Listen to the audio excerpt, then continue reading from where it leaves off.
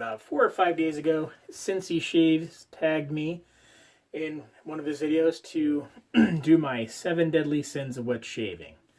So I figured I'd share that with everybody today. I had to sit there and think about it a little bit because, I don't know, I haven't really thought about it like that, but I made a little list here and I figured I'd go through it. Okay, let me pick this up, sorry. So the first one I have is greed here. With this, I decided that maybe my most greedy purchase would be, I don't know, maybe a month and a half or 2 months ago now. I was on the Wicked Edge subreddit, and I saw somebody had some razors for sale. And usually when I make my purchases, I kind of have money saved up from doing online surveys and things like that. But this one, I just, I went ahead and I picked up the razors. It was the Gem Micromatic Clog Proof, this Super Speed Flare Tip, and this old type, Gillette old type. So I think that was my greed purchase. I was really looking for an old type at the time, and then the other two were in with a lot, so I figured, why not? I spent the money just for the hell of it, so I guess that was maybe one of my greed purchases. Let's see, number 2 would be gluttony. I think on this one, I'm going to have to go with, I don't know if I can pare it down to 1, but I would actually say all of my,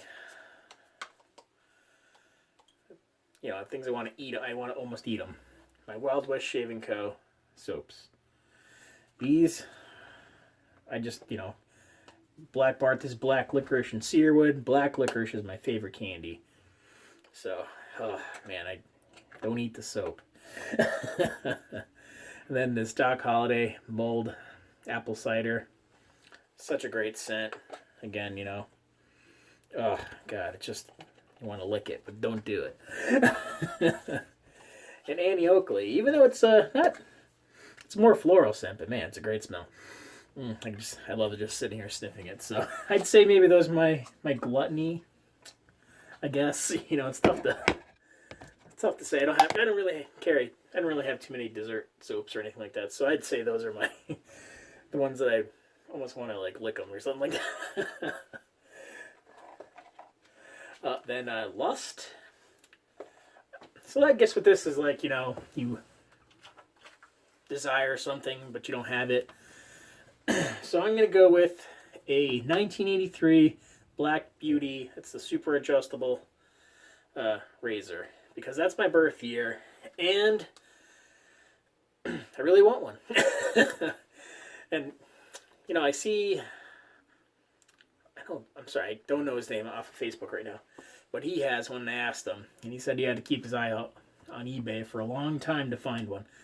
So I envy him that he has one because I really like to get my birth year razor, but they seem to be hard to come by. So that's who I envy. Oh, sorry. Oh my God. Not envy, I lust. I'm sorry. Reading the sheet went down too far. But envy, speaking of kind of envy, again, things I don't have, I envy people that have inherited razors from a father or a grandfather or an uncle or something, somebody like that. Not so much in my family. I think my dad did have an old injector that he got when he was in the army. And I think he did have a double edge. I remember in the medicine cabinet when I was growing up, there was definitely an old razor sitting in there, just kind of on the top shelf, collecting dust. Nobody was touching it.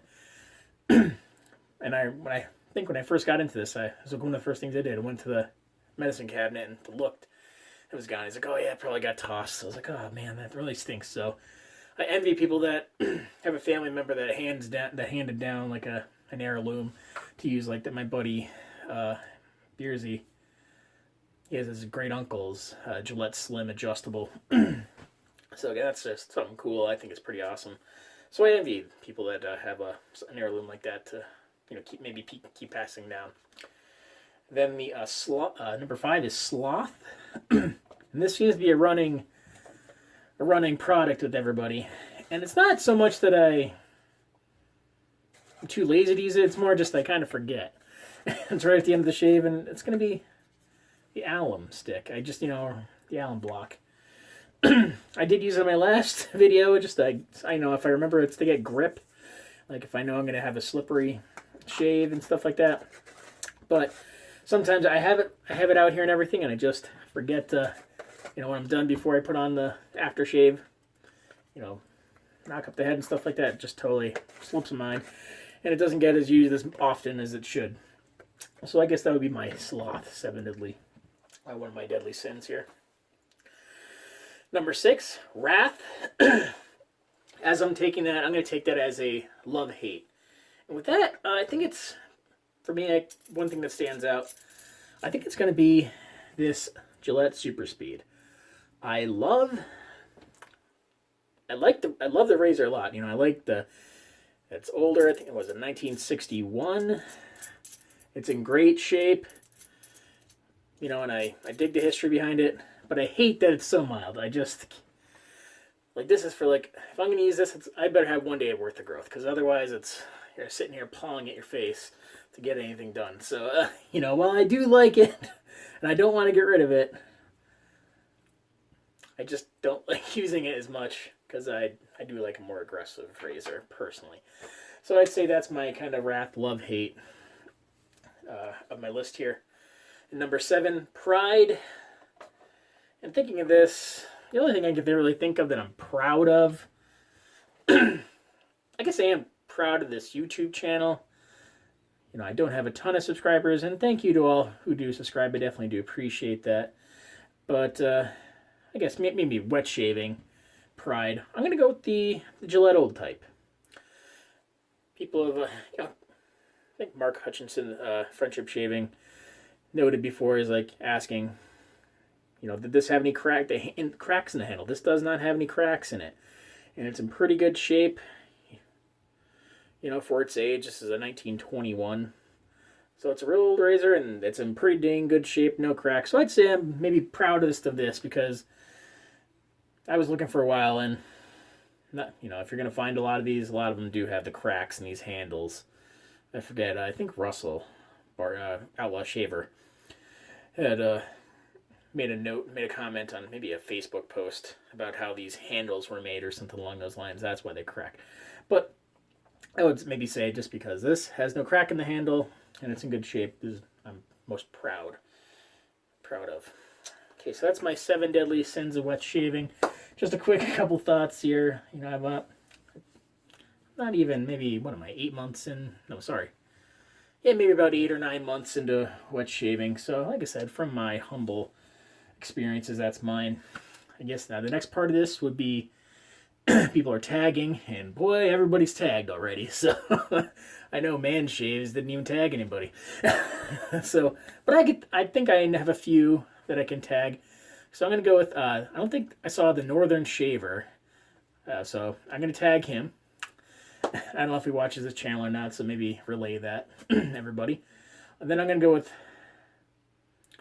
I'm gonna try to think how Mike Szorady. He yeah, it's tough. He's got a tough name, but he does like wet shaving reviews. He's also, he's got a website, georgetune.com.